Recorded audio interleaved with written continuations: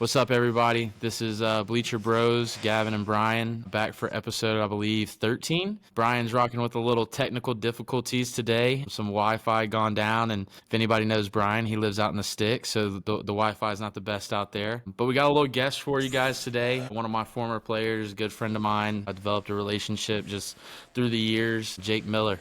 Jake, say what's up to everybody. What's going on? Thank you guys for having me on. Yeah, man, we're pumped going. about it. Yeah, we're pumped about it, man. We talked about it, different guys that we could bring in with all the connections we have. And so wanted you to kind of be our first and kind of kick us off. But, man, a little bit about Jake. He is a left-handed pitcher in the Detroit Tigers organization. In season number 3 was correct me if I'm wrong here, an 8th round draft pick? 8th round. Yeah, so, man, it's been fun to kind of watch your progression and see you kind of move through the tiers as you've gone, and I'm going to kind of let everybody get to know you a little bit more and get to hear your story. So, first and foremost, man, just kind of tell me about, the early baseball days. What did that look like, from how did you get into it to high school, travel ball, whatever it might be, what did the early baseball days look like for Jake Miller? Yeah, so I'm from Chester, New York, like an hour north of the city. And I played travel ball growing up all over the Northeast. Went to high school at Don Bosco Prep in New Jersey. So my cousin went there, played hockey, and did very well for himself. So my parents were like, you're going there. So went there, had a ton of fun there. Met some of my friends for life. Fun school. Got hurt my senior year, unfortunately. So I missed out on that. But no, I got recruited a lot through travel ball.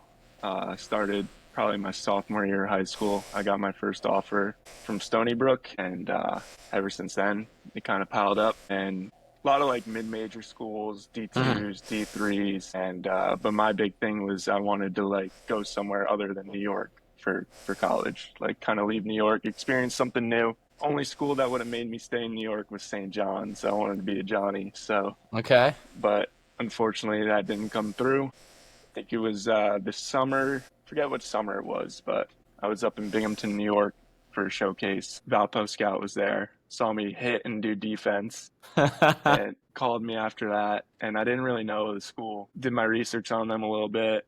They found out I pitched, threw well, and then it was I got offered over the phone, flew out for a visit. They upped the offer and, kind of narrowed it down to a few schools and was like, you know what? Playing a good conference for a mid-major school. Let's see what we can do. Like, I want to go deep. I think this would be the best spot for me. So I wanted to play in Valpo, and I mean, it was awesome. I spent 3 years there, and I loved every second of it. Hell yeah. So quick question. So like what, you said your cousin played hockey. What kind of stood out being a new, Northeast kid? What kind of stood out about baseball? What was the attraction? Did your dad kind of push you into it? Mom, what kind of stood out about baseball? Yeah. I mean, I grew up playing baseball, football, basketball, and I don't know. I honestly don't know. I just was good at baseball, stuck with it. Like, that was kind of the sport I practiced the most. I remember just like always nagging my dad to go to the field. There's a field right down the street from us. So, I mean, we would be there for hours every single day pretty much. And like, he's a firefighter in the Bronx, so he works a lot. And like, he'll come home, be laying in bed, and I'll come in jumping on him. Like, let's go to the field. Let's go to the field. And he always did it, which was awesome. So like, that's kind of like where the early stages of development happened, was there. Just a New York dad thinking he knows everything about baseball, which you believe him then, like he does. And then he still tries to coach you up now. And it's like, dude, I know what I'm doing now pretty much. Yeah. B, you haven't got to hear his dad you haven't got to hear his dad or meet his dad, but he's a trip. He's got the New York accent. He's a trip, man. He's a funny guy. So, man, that's sick. B, you got anything up to this point? Yeah. I mean, you kind of get the cliche, the travel ball players in the Northeast, or baseball players in general in the Northeast, are gritty and tough because we're playing in the cold. And I mean, when we're playing fall ball, it gets really cold. So, I mean, Valpo was really cold too this year, and starting the year off in Erie, freezing cold. So, I mean, we're kind of built for the cold. Granted, it affects me a lot. I hate it, but I mean, I'm used to it. I've been playing in the cold since we were young. I mean, played a lot, Diamond Nation, baseball heaven. Like, I just remember so many freezing cold games there. But as I got older, we did a lot of like traveling down to Florida, down to Georgia, driving long drives. So kind of going all over the country. But I mean, it's pretty much we try and go all year round as long as we can, and then a lot of indoor training too. So the people or the guys in Florida, California, Texas, they develop a lot of studs and they play all year round, but watch out for those kids in the Northeast. Yeah, no doubt.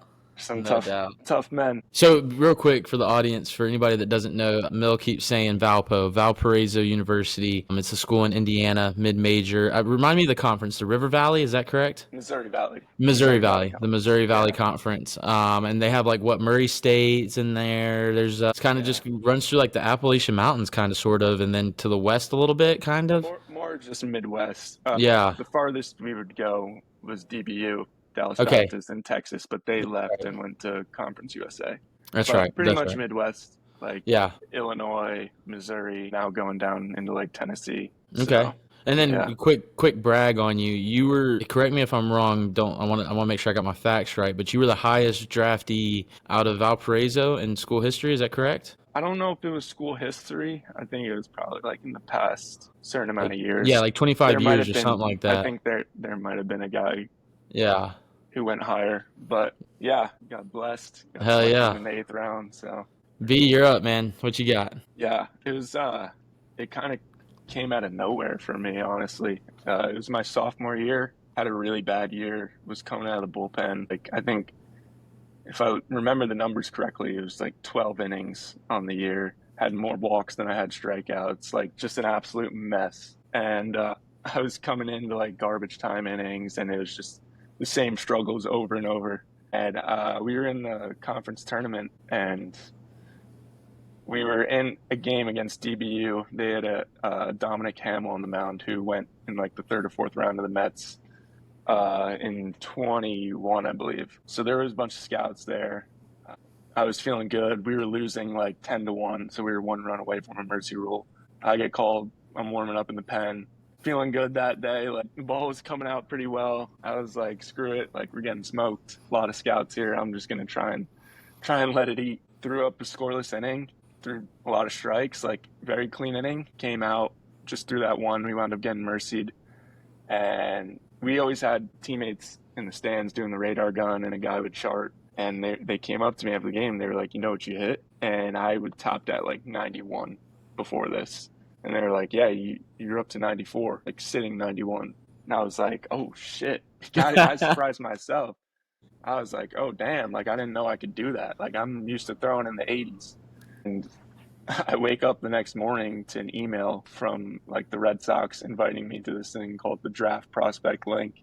And I was like, all right, like this could be real now. And then that summer is when me and Murph went. So it kind of like Yeah. picked up steam a little bit So that summer. yeah, so I'll give a little background on that.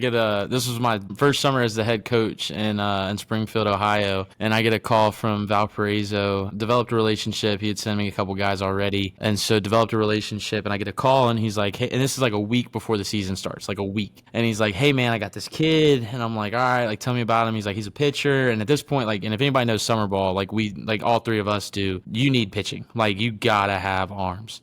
And so right when he said left-hand pitcher, I'm like, I don't care, I'll take him. So he keeps progressing, and he's like, yeah, he had a really good showing in our conference tournament. All the season he was like 91, top, and then, conference tournament came around 94, and he's like, are you interested? I'm like, absolutely, like, yeah, like send him now. So Mill comes out, hops on the damn bus, and the first day he gets there, we're going to Johnstown, Pennsylvania, and I'm like, hey man, you want to throw today? And he's like, nah, like let me do a pin. So me being me, I'm kind of a dick, and I'm like, oh, this cocksucker, like pitcher, like prima donna, thinks he knows, whatever. So he's like, nah, let me throw a pin. So he throws his pin. I'm like, damn, that looks good. So then the next day he's like, yeah, I'll throw. So he gets on the bump to close out the game, and first pitch, it was probably like 89, 91, somewhere in there, just blew the kid's doors off. Like kid didn't even see it. I'm like, okay. Next pitch was a little bit harder, and I'm like, okay, like this is legit. And then my man, just an asshole move, just breaks off a slider, just sweeps it off the table, and the kid looks stupid. And I'm like, yeah, we got something here. And so that was kind of like the beginning of it. And then, you had a really good summer that year, man. I think you ended up Yeah, being like all league team or first team all league, whatever they called it at that point in time. But yeah, man, it was yeah. fun. It was fun to watch that. So B, appreciate you bringing that up because those are some good. There's some more good stories that we might have to get you back on for a part two that we could share because those were the days. But so man, the draft process, you came that summer, you balled out, you got some really quality innings. I think what you ended up throwing about 60 innings that summer. Yeah, threw 10 Yeah, innings that summer. It was yeah. huge. It pretty much turned my career around. So you came in through 60 and then you go back to Valpo and then you were the number one right out of the gate, right? No, I was actually the number three out of the Okay. gate. So, I mean, I was just honored to get a starting job Yeah. anyway. Like, it's like, all right, like I went from being trash to having a good summer, keeping that confidence rolling. I was like, all right, now it's time to start. And, got into the rotation as the Sunday guy. My roommate was the Friday guy. And then my good buddy who's with me with the Tigers right now was the Saturday guy. So we had a pretty good rotation going. And then unfortunately, my roommate got TJ that year, so we just moved up. So I pitched on Saturdays for most of the year, but it was a good 1-2 punch with me and Fields going, and it was a fun year. Yeah, so then carry me through that year. So you're having a good year. Are you starting to get phone calls? Are you starting to get, a lot more, I guess, attention, people after games talking, are your coaches talking to you? Kind of take me through that process moving into as it gets closer to that draft day, that July date, kind of take me what that looked like for you. Yeah, so I actually that's when my agents reached out to me that fall going into my last year at Valpo, and they kind of like, we see you have a future, like we want to help you out, like we'll try our best. Or they did do their best, and like got scouts at the games, and my head coach played for the Tigers too, which is funny. He made the big leagues with them, and head coaches have connections, so a lot of guys were starting to be in the stands a little more. And if I were to judge my last year there, I think I had like over a 5 ERA. Gave up a ton of hits, gave up a lot of damage, but I was punching out a lot of people and I wasn't walking anyone. So Hmm. like the strike throwing was really good for me, and I think that was a big thing. Like that at the time I had 3 pitches slider. I mean, now Yeah. I have 5. So I was working with that arsenal, just pounding the zone. Had some really, really good games, had some really bad games, but Yeah. I mean, it's baseball, it's going to happen. And, you start seeing more scouts in the stands. You play other teams that have prospects, so there's scouts there, and you're throwing against them. And it's like, all right, time to like show these guys what I got. And a lot of phone calls with scouts and stuff like that. My agents were doing a lot of work behind the scenes too with that stuff. But, Yeah. I would hop on Zoom calls and phone calls with scouts too. Like they want to get to know you. No, you're not an asshole and stuff like Yeah. that. But yeah, it kind of just picked up steam throughout the year. And then I actually went and played summer ball too, Hmm. again, before the draft for a little Yeah. bit. And where'd you go? Where'd you go that summer again? You went to what? Peninsula Pilots, Yeah, Coastal and the Plains League. CPL, right? Yeah, yeah, Yeah. So yeah, man, that's sick, dude. I think the one thing that a lot of people forget, and me and Brian have talked about this before, just in mine and his kind of talking, but it's crazy how right place, right time, or just one kind of decision can kind of change, the outlook as an athlete. We've talked about guys that, we've played with before and just how, if things would have been a little bit different for them or, they would have chose to do this instead of that, how it could have worked out. But yeah, man, it was fun having you that summer and I really enjoyed it and, watching your progression kind of move forward and we stay in touch pretty frequently. yeah, And so, I keep in touch. And so it's been fun. Brian, you got anything? yeah. It was like July. It was during the All Yeah. Star break.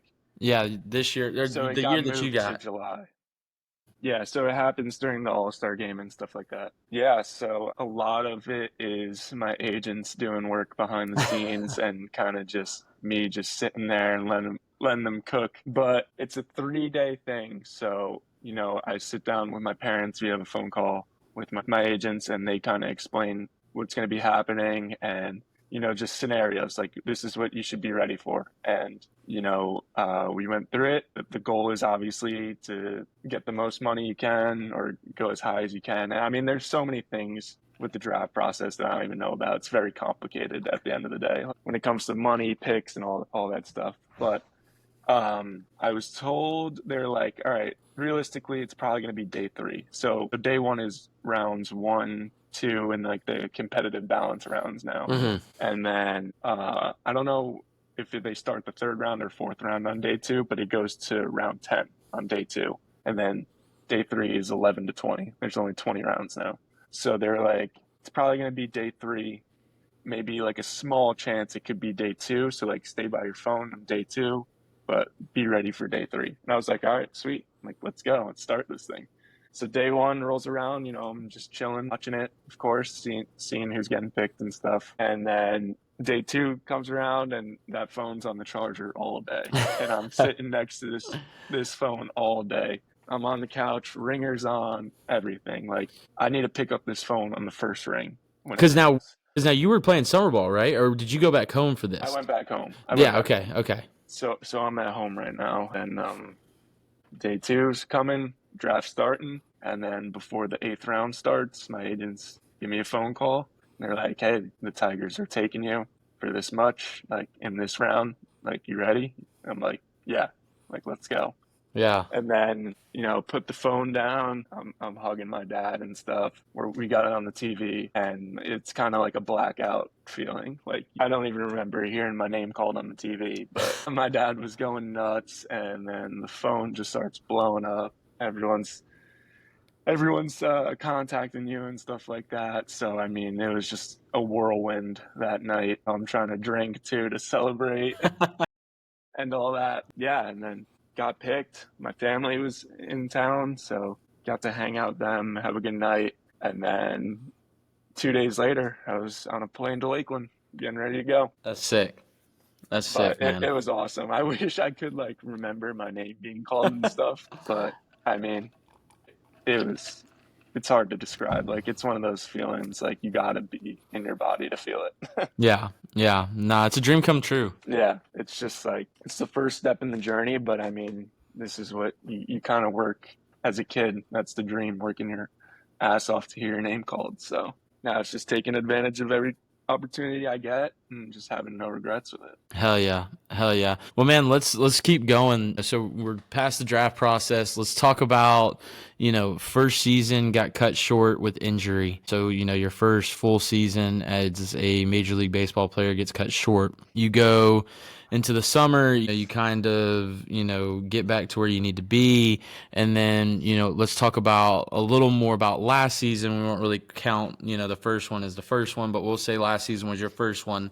Talk about that because, me and you, like I said, stayed in contact a lot. And we continue to and check in and see how everything's going. But, it was really fun at the end of the year for you last year to watch the late promotions. It seemed like every 2 weeks, we'd hop on the phone and you were going somewhere else and you were going, from low A to high A to double A. And then there were talks about triple A. Tell me kind of that process, man, start at the beginning of last season, spring training, as the season progresses and then the constant jump. Yeah, so if I want to touch on my season in 23 when I got hurt a little bit, that was brutal because I was pitching like crap, elbow was bugging, rehabbed it, still was hurting in rehab. So I went home to rehab. Like the season was pretty much over for me because it was late in the year.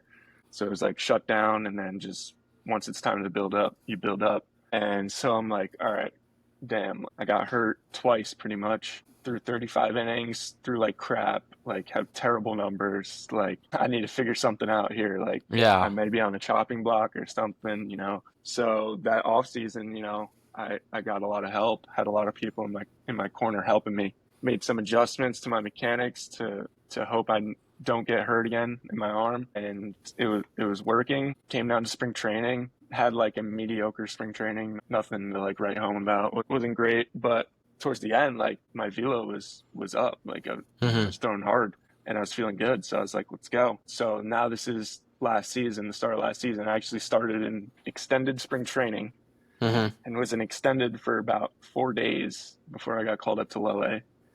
And I kind of just things just took off from low A. Like started as a reliever, was throwing well, one of the starters got promoted, so now I moved to the starter role. And I actually, like, you know how the Tigers did that pitching chaos last year with the Hmm. opener or like a starter and then a piggyback. So I was actually piggybacking in low A. So like a starter would throw, sometimes I would throw more than a starter. I would be like Yeah. 5 innings in the back half of the game. But like I was throwing Jesus. really hard coming out of the pen. Yeah. And like I just kept PRing in velo. Like was getting it up, like got it up to like 96. And I was like, holy crap. The hardest I'd thrown before that was 94, and I would sit Hmm. 91. Like now I'm sitting 93 and hitting sixes.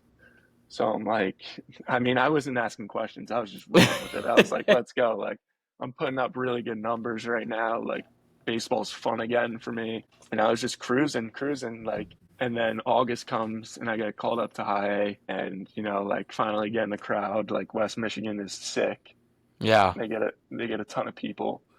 And, I threw decent there. Like, definitely learned a lot. Like, it was an adjustment for me. Like, kind of had to have more intent with my pitches, cute better, and my pitching coach there like really helped me out with that. And I finished on a good note there. So double A season is a week longer than low A's. Hmm. So last day of the high, or sorry, low A and high A. So it's the Hmm. last day of the high A season. It's Sunday. I already had gotten called that I was going to the fall league that year. So I was Hmm. like, all right, sweet. Last day of the season, like I get to go home and chill a little bit, and then it's back to the fall league. And then I come in Sunday morning and they're like, hey, you're going to Erie and you're starting on Thursday. And I was like, oh, shit. I was like, damn, like I was an extended like double A. I didn't think I was touching double A. Hmm. And they're like, I was like, all right, it's the last week of their season. Like, I knew it was probably just gonna be like a spot start, and then just to stay ready for the fall league. But I was like, screw it. Like, I know it's one start. Like, what do I have to Yeah. lose? Like, let's just go and have fun. And I wound up putting up 5 scoreless in my double A debut. I feel like I kind of got some attention with the org there. I PR'd in velo that game. Like, I was throwing ridiculous stuff. Yeah, not trying to Nah, suck dude. Hey, myself brag up about here, yourself. but So yeah, yeah, dude. but So no, for it was any, a, it was a good start. And I yeah, was like, all right, like I can do this. Like it yeah. was a good confidence boost. Yeah, so for anybody that does, I mean, nobody listening to this, I mean, maybe besides a few are going to know who you are, have any type of relationship with you. But you're a guy that definitely, man, you go about things the right way. You are, salt of the earth human being. You never take anything for granted. And that was one thing, when we've talked about it before, just reflecting back on summer ball days, but the confidence. Like you said Yeah, earlier, you were a guy that, you threw in the 80s and then, you hit a 91 and then you hit a 94, and to see that, man, come out of you it's very, I don't know how to explain it. It's almost like kind of just like a just proud friend, man. Like at the end of the day, like I feel like we've just more so rather than coach and player, I feel like it's just been kind of a friendship that we've made. But it's sick to see you have that confidence in yourself and know that you can do it, because I mean you can. So for man, sure. yeah. Now, so we'll keep progressing through the timeline here. So you finish up in Double A. There was talks about going to Triple A to help them finish it out. So you finish up in Erie. No talks for AAA that year. It was Okay. kind of get in, and then it's like, all right, go home for a week, and then Yeah. we'll get you Okay. ready for the fall league then. So Okay. they wound Okay. up winning the championship, but I wasn't there for the playoff run, unfortunately. But Yeah. Well, because I remember you saying that you had a chance to go to the playoff run to help them finish, or to help them finish out before the playoff run. yeah, I mean, That's what it there was was. talks like that I was gonna stay, and Yeah. like it's kind of just up to the bosses for that. But Yeah. yeah, that Okay. last day they were like, "Hey, go home." Yeah. I So was like, so "All right." then Yeah, so then you finish up. So then tell me and B about the Arizona Fall League. A lot of people don't know what that is. Kind of educate everybody on what the Fall League is, and kind of give us some background on that and how that experience was. Yeah, the fall league was sweet. So it's from like October to mid-November. There's like 6 teams, and each organization sends like 6 or 7 players. So like my team was made up of like us, Pirates players, Mets, Giants, Blue Jays, and it's just like all prospects and like players, and we just play some more games. There's a lot of like scouts out there too, and you get good media attention. Like it was awesome. I got to meet a lot of cool people. I met Dylan Betances, who like I grew up watching as a Yankee Yeah. fan. Like it was awesome. Like I was like, damn, like this is sick. And you play a lot against really good talent. So I mean, these are all future big leaguers pretty much that are going to this thing. And I got to pitch against some pretty big names, and my ERA was pretty high there. But I mean, it's you could figure stuff out there. Like I was working on things. Like not to make any excuses, but I mean, I wasn't too worried about the numbers. I wanted to Yeah. have fun. I wanted to get better, and I had some really good games. I mean, had some really shitty ones too, which inflates the RA. But I had some games where I walked away. It's like, all right, like I can compete against the best players in the world. So that was really good. Enjoyed my time out there. I was staying in Scottsdale, so that was Yeah. pretty awesome. And I would love to do it again if I could, and it was sweet. So Hell yeah, man. Hell yeah. So take us through, me and B kind of talked about this last time when we were talking about bringing you on. So talk about where you are today. So, of course, the one thing that was really cool for me to watch was the spring breakout game. Really sick to see that, man, see you in that and getting the nod as the starter. It's just something, I don't know, full circle moment, I guess you want to call it. And so me and B had kind of talked about it. And so talk about that experience, getting told that you're starting that game and then where you are today. Because, we're in a little bit different place today. We're battling some injury bug, but give us the rundown. Let's hear it. yeah, so spring breakout game was during spring training. Found out like the day before it that I was starting it, so I was Oh, like, shit. sweet, Okay. let's go. I knew I was on, like, they released the roster for it Yeah. a few weeks earlier, but I was like, everyone's like, oh, who's starting, who's starting, who's starting, and then I was told like the day before, and I was like, sweet, like let's go. Yeah. Got to get my ice cream in tonight. Throw gas. So we played the Braves at the Braves place, and Yeah. another game filled with like prospects and stuff. So it was sweet. That was my first time playing there. They have a really nice setup. Game was on MLB Network, so a lot of friends Uh-huh. and family got to watch, and get your name out there a little bit. People like to talk about it and stuff, which is pretty cool. But I mean, it was just a fun day, just Yeah. playing and competing against and your teammates with all the Tigers' top prospects too. So like watching them play is awesome. They're all studs. But Yeah. I'm going to yeah, talk a little shit. just a fun day. It's almost like a little all-star game. Yeah, and I'm going to talk a little shit. The ball in the first inning, or I think it was the second inning. It was the second inning because you threw a scoreless first or a clean Yeah. first, and then the second inning, Max Clark should have caught that ball in center field. That's just me. So I thought he should have just come and got it, but we can let that be. It's an all-star game. It's all Yeah, right. yeah. Pretty much. I mean, Everybody's Max is chilling. a stud. Like if Yeah, he's putting up ridiculous numbers this year, he's a great player. So yeah. Nah, I so mean, he's sweet. He's a great teammate too. yeah. So started off the year in Erie, Pennsylvania. You get up there, and then let's talk about where you are today. What's going on, man? Yeah, so started out in Erie, made like 4 starts, and then was dealing with a little back issue. So I'm down in Florida right now, rehabbing at the complex, but feeling good. Hopefully, should be back start of July. Now it's just maintaining, staying healthy for the rest of the year. I think we kind of caught it early, but it just sucks missing time and losing out Yeah, on innings, especially as a starter. So, like I feel good right now. Now it's just like the build up that takes time. So, just itching to get back. yeah. Rehab sucks. No one wants to be down here. Kind of lose your mind a little bit some days, but I got some teammates down here. We hang Yeah. out and stuff a lot, so it makes it easier. Well, and But trying to get especially out of here as quick as possible. yeah. Well, and So doing especially everything I you're can. you're a golfer in your free time, so with it being the back, you're not getting to play any golf. Yeah, I that's know shut that's down. yeah, I know that's killing you.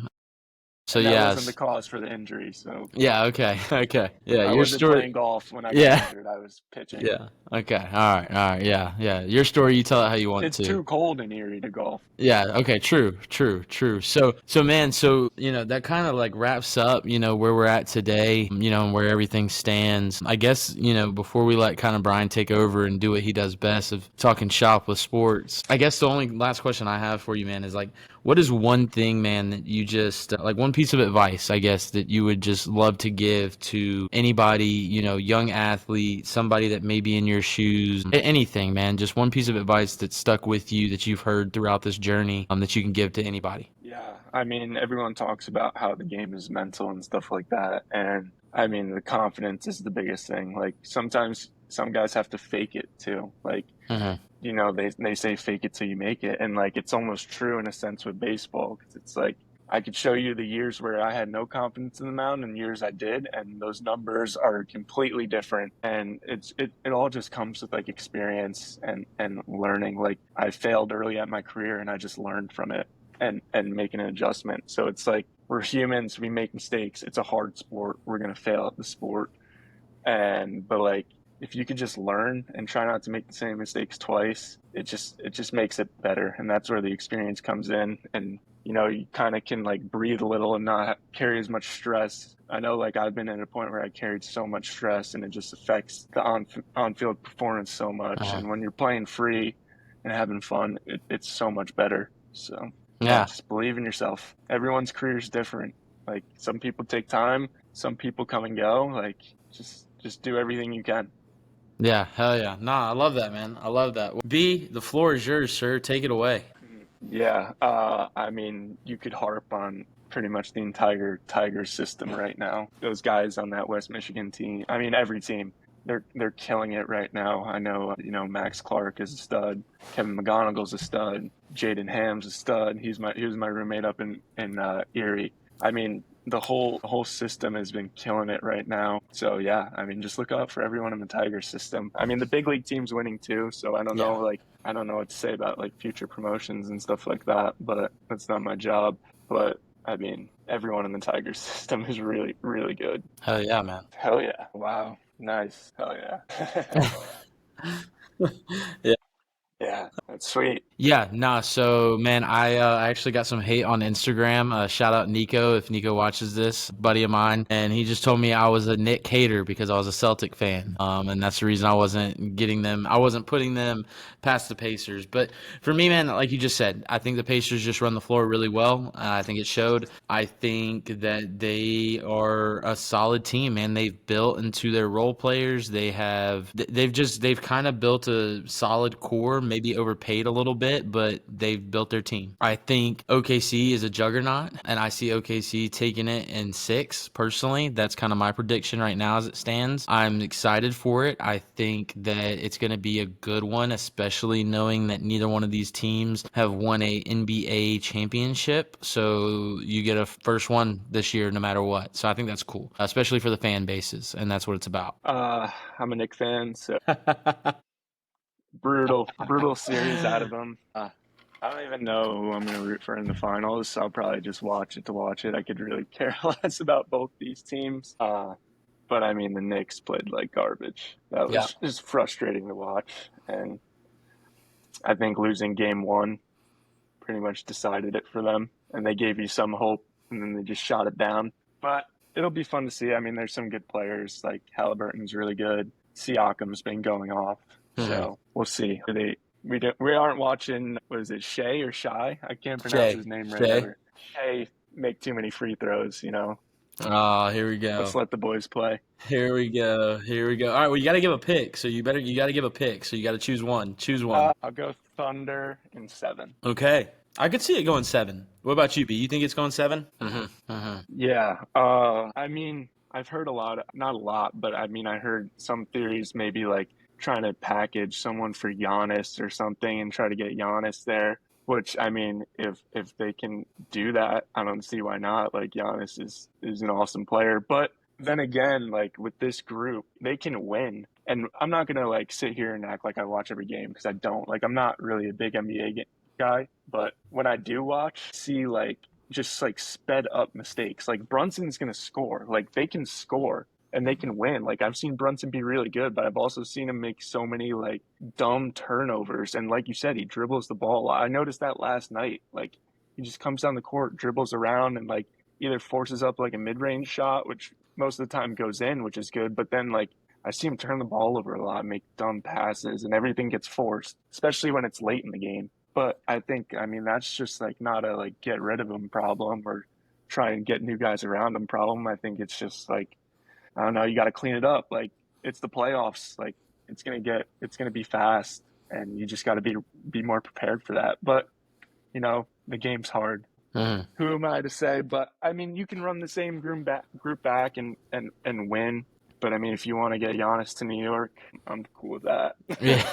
Yeah. All right. Hit me. No, Jackson. Jackson. Jackson's in the big leagues. Ethan's gonna be the number one pick this year. Yeah, no, for sure, for sure. It was a cool moment to see them both in the stands. I think it will be nuts. I think that there's a really good chance though that Ethan goes one of one this year. But yeah, nah. Big league takes. I don't really have any right now. I went yesterday. Me and Em went yesterday and watched the Red Sox and the Braves. Red Sox they got beat 5-0. Acuna's the man. Acuna could go down as probably the biggest what if in baseball history if he gets hurt one more time. The guy's insane, dude. The city loves him. Austin Riley as well, stud. Like, just seeing those guys in person, man, you just get a real appreciation. But nah, as far as baseball, man, I don't got anything crazy right now. I got the Dodgers and the Yankees on in the background right now for Sunday Night Baseball. But nah. Another blowout.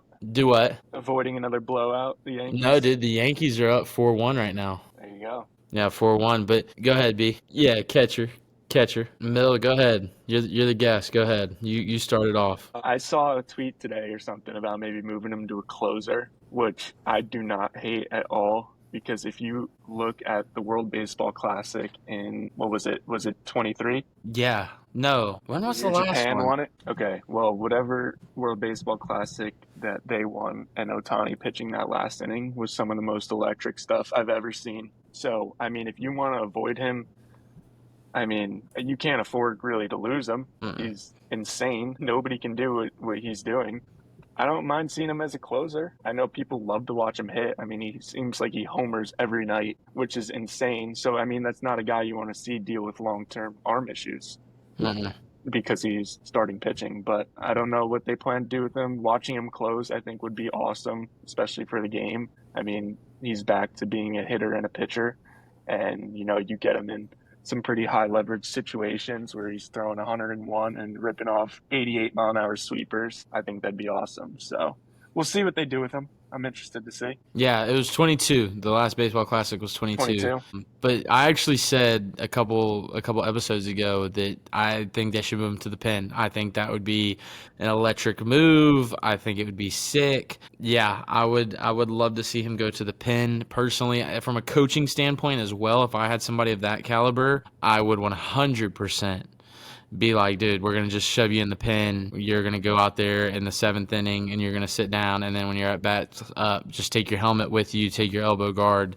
You can come in and hit, go back out there, get ready for the ninth. Like 100%. Yeah. And I think a guy like that could do it. You tell him, dude, you got 1 inning. Like, you're not trying to go get, 5 or 6. Like, 1 inning, go let it eat. Absolutely. Especially because they got Blake Trinan in their pen. So, yeah, dude, why not?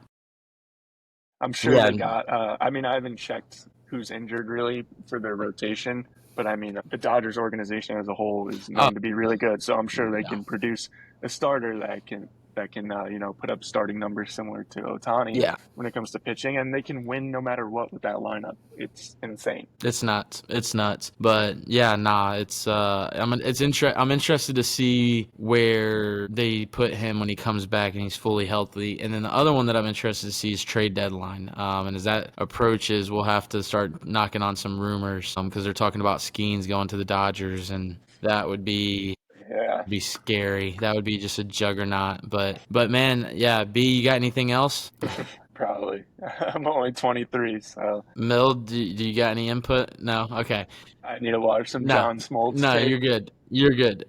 I think he's more dominant. And the reason I say more dominant is the velocity, and on top of that, how sharp his off-speed, or we'll call it breaking stuff, because there's not really off-speed. I mean, the dude's throwing almost 90-mile-an-hour damn sliders, splitters. I mean, it's insane. But I think he's more dominant. I think if it would have come about sooner and he'd been coming out of the pen since his time in Anaheim, I think you could be talking about, is he better than Mo? Which is tough. But you could be. It could be a topic, but we will never know. But I do think he would be more dominant than Smoltz, 100%. Mm-hmm. Yes. But I look at it too. Shohei's gonna do it in an era. I think the reason Shohei could be more dominant is just because he's gonna do it in an era where strikeouts are more acceptable, rather than Smoltz's era where strikeouts weren't as common, I guess. Yeah. Yeah, no doubt, no Otani's doubt. got like 7 pitches too, right? Yeah, dude, it's He'd be like insane. the first closer in history to have like a starter's arsenal. I mean, that's almost unfair for one Oh, inning. You can just let 7 pitches rip at you. yeah, nine. I mean, nine. I mean, you think about it. In 9 pitches, I mean, you get there 9 pitches, throw an immaculate inning, get a save, and only 2 of those pitches are going to be the same as 2 previous. Like, that's Yeah. nuts, dude. That's And probably nuts. hit 2 bombs that game too. Yeah, it's insane. It's insane. He'll put up stat lines. If he does go to the pin, he'll put up stat lines that we'll never see ever again. Yeah. Yeah. Sweet. Yeah.